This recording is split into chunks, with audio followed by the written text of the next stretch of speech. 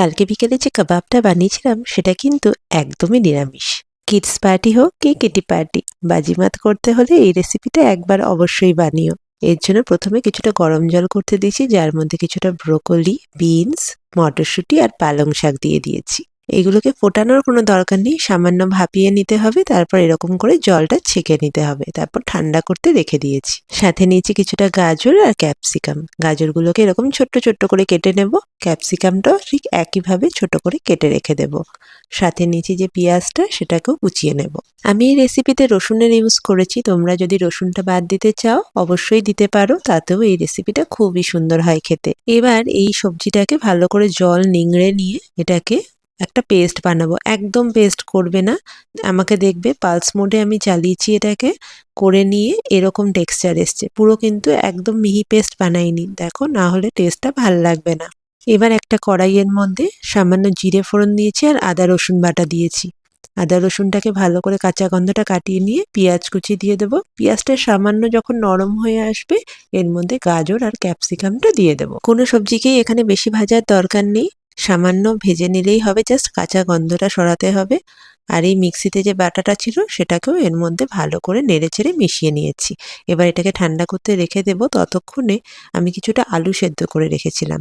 ওই আলু সেদ্ধ, এখানে দুটো আলু সেদ্ধ আছে। আলু সেদ্ধের মধ্যে নুন, বিট নুন, গরম মশলা আর আমচুর পাউডার, এই কটা মশলা দিয়েছি। সাথে দিয়েছি সামান্য মৌরি। আমচুর পাউডার না থাকলে লেবুর রসও দিতে পারো। আর দিয়েছি বেশ কিছুটা ধনেপাতা, কর্নফ্লাওয়ার, আর লাগবে ব্রেড ক্রামস। ব্রেড ক্রামসটা দিচ্ছি যাতে এই যে সবজিটা আছে সেটার মধ্যে যদি কোনো রকম এক্সেস জল থাকে সেটা কিন্তু টেনে যাবে, না হলে কাবাবগুলো ভেঙে যাবে। তোমরা চাইলে ডিপ ফ্রাই করতে পারো, আমি এখানে শ্যালো ফ্রাই করছি। এই দেখো টেক্সচারটা এরকম হবে, একদম শুকনো ডোয়ের মতো হয়ে যাবে। এবার হাতে সামান্য তেল লাগিয়ে এটাকে কাবাবের শেপ দিতে হবে। আমি এখানে গোল করে দিয়েছি, তোমরা চাইলে যে কোনো শেপের বানাতে পারো। আর আমি এখানে দেখতে সুন্দর লাগবে বলে ওপরে হাফ কাজু বাদামও দিয়েছি। এখানে আমি সব সবজির সাথে আলু দিয়েছি, তোমরা চাইলে কিন্তু পনিরও অ্যাড করতে পারো, এটাতে আরো টেস্টিও হয়। অ্যান্ড পনির তো আমাদের জন্য অবশ্যই ভালো, তোমরা অ্যাড করতেই পারো। এবার সবকটা কাবাব এরকম বানিয়ে প্লেটে রেখে দিচ্ছি। এবার তেল গরম করতে দিয়েছি, আমি বললাম আমি শ্যালো ফ্রাই করব, তাই অল্পই তেল দিয়েছি। তেলের মধ্যে এইগুলোকে লো টু মিডিয়াম ফ্লেমে এপিট ওপিট করে ভাজতে হবে। কিন্তু যখন উল্টাবে খুব সাবধান, কাজু বাদামের সাইডটা বেশিক্ষণ করো না, তাহলে কিন্তু কাজু বাদাম পুড়ে যাবে। এই কাবাবটা একবার বানিয়ে কোনো গেস্টকে খাইয়ে দেখো, সে তোমার থেকে রেসিপি না জেনে নিজের বাড়ি যাবেই না। রেসিপিটা ভালো লাগলে আমাকে কমেন্টে জানাতে কিন্তু একদম ভুলো না।